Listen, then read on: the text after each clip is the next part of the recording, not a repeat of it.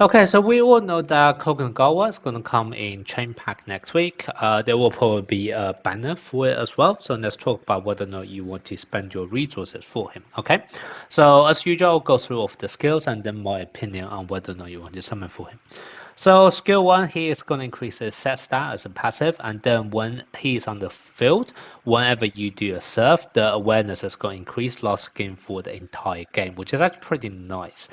Basically, if you actually combo this up with the likes of Hiragami, etc., you can actually get additional effect when you actually do a crit serve. It's actually going to be really, really strong.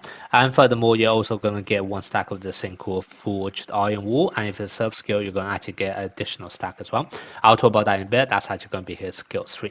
And then the other thing is that when he's actually on the court, whenever you do a multi-person block, you are also going to get extra 30% awareness and 10% set stat the next time you set.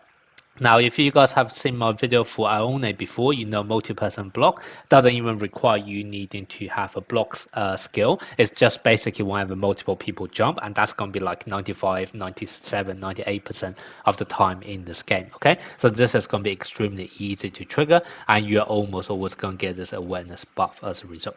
Then his skill 2 is going to be his own second skill. Now, this is not actually his own ultimate skill, which basically means it's going to be a slightly shorter cooldown in comparison to other setups, but obviously with a lower set multiplier as well.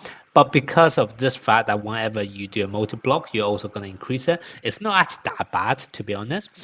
Furthermore, when you guys actually do this, the next person who is going to spike after this is also going to increase his awareness and also quick and also power attack stats, only for 2 necrosing. So basically, it's just for that one particular spike. The awareness is pretty small, so it's not really going to guarantee you to crit every single time if this is the only thing boosting the awareness. And the power attack, quick attack, that's just kind of nice to have.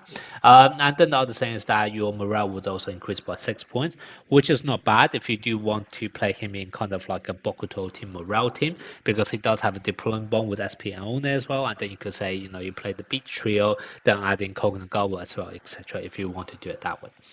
Now let's move on to his skill 3, which is kind of one of his main mechanics. Now this is where you're going to see the stack of called Forged Iron Wool. So when he's actually on the court, first of all, anyone with reflex more than 200 is going to get additional attack technique and also defense technique buff. Now, I'm going to be honest, other than SP Ione, I don't really see anyone else kind of feasibly able to obtain this just by their own kit. In the future, there might be other characters who can actually buff out your whole team's reflex, and you have multiple of them, then you can potentially reach that. But in honesty, that's probably not going to be an optimal team comp because it's a pretty small buff. Well, I mean, it's a nice buff, but still, you have to get all the way up to 200% reflex just to trigger this. When in ideal scenario, if you actually have that flexibility, you might as well go for, you know, one buffer to buff reflex to make sure it's just around 100, so you can guarantee a crit every single time, and then have another dedicated buffer for this attack technique and defense technique instead, right? So I personally feel like this is a bit of really difficult to trigger, and it's pretty much just going to be bespoke for SP only. And then the next thing is that whenever you do a multi-person block, which remember is very easy to trigger, and also when you use a block skill, you are going to further get this Forged Iron Wool. So what does this actually do? So when it's greater than 3, and it does say greater, so basically you kind of need minimum 4 stacks, what's going to happen is that your awareness and reflex are going to increase by 20%. Your own awareness and reflex are going to increase by additional 30%. So what that basically means is Koganegawa is going to get like 50% awareness and 50% reflex. And then if you add in this additional 30% awareness from his skill 1, it's actually very likely Koganegawa will be able to crit whenever he sets, which is really nice. And then what's greater than 7, at the start of each round, your front row block is going to increase by 12% of Koganegawa's own block.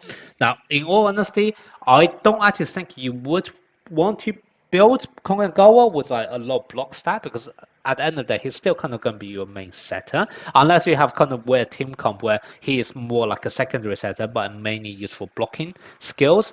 Then potentially this can actually be quite nice.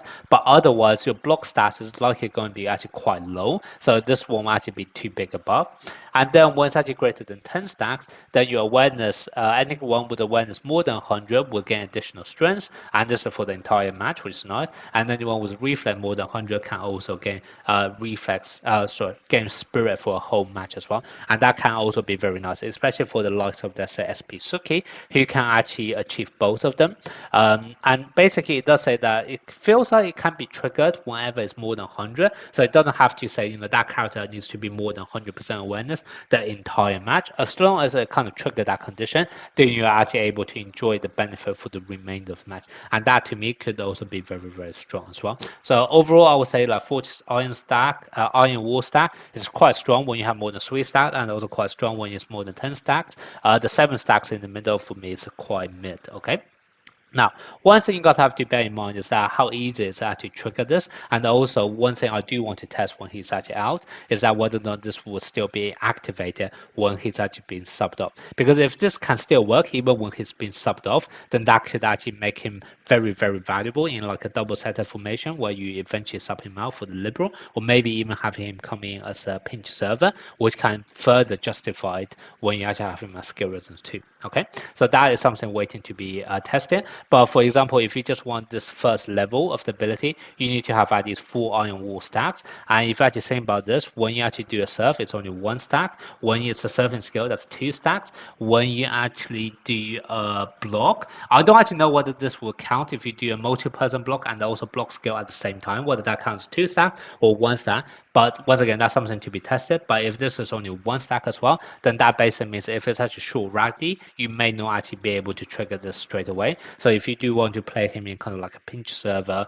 or a liberal sub, you may want to play him at least 1 rotation away, just in case he doesn't quite trigger this straight away. Okay, so that's something for you guys to bear in mind. But this is something I do need to test on whether or not, first of all, how this condition works, and also whether or not this works when he's actually been subbed off to the bench.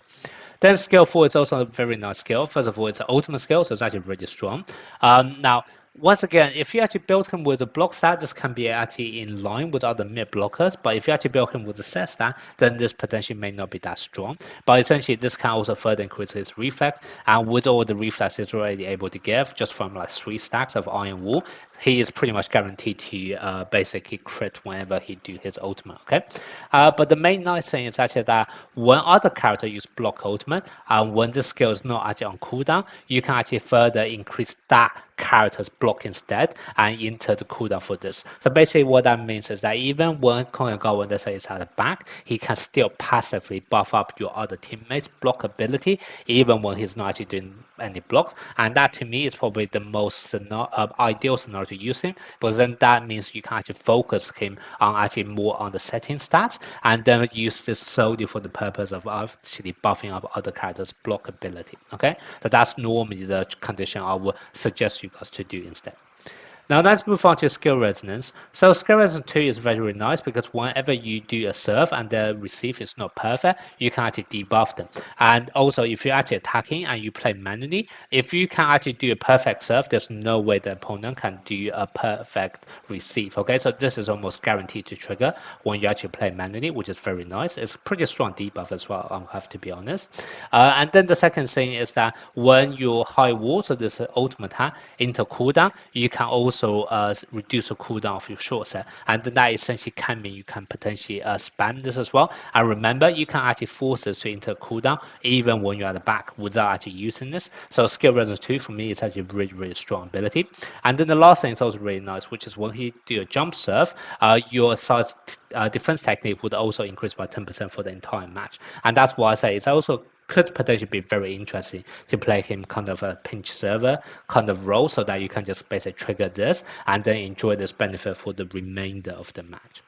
Now, as skill resonance 4 is also very strong because you can actually now further increase the cooldown of this, which can then be used to buff up your other block skills, etc.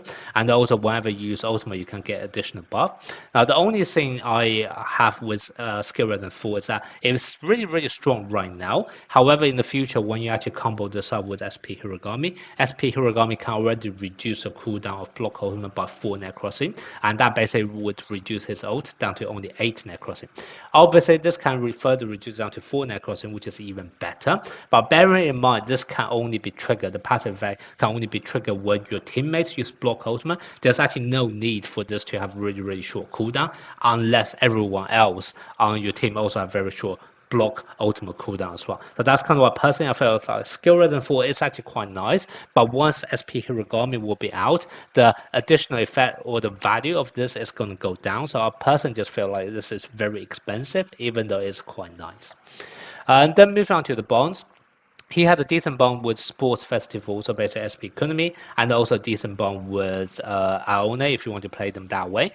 Basically, the one with this is just a nice increase to their basic stat, and for Aone is that whenever you do a multi-block, which is very likely every single time, then your front row can increase their defense technique, and this, remember, defense technique is one of those more rare buffs, so this is really, really strong as well.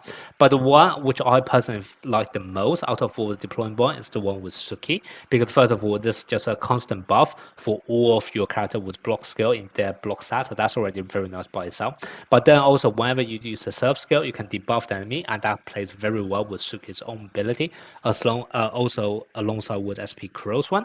And then furthermore, the best thing is that you can also further reduce the block ultimate for Suki by additional 2 net crossing as well. And what that basically means is that in the future, once you have both Koganegawa and also SP Hiragami, you can actually get SP Suki in a way where his block ultimate is only down to a cooldown of 2 net crossing. So that to me is very, very strong, especially if you don't want to combo this up with a future SP Aone V2, who also have additional benefit when your block ultimate get out of cooldown. I actually personally think it can be very, very strong combo. Okay.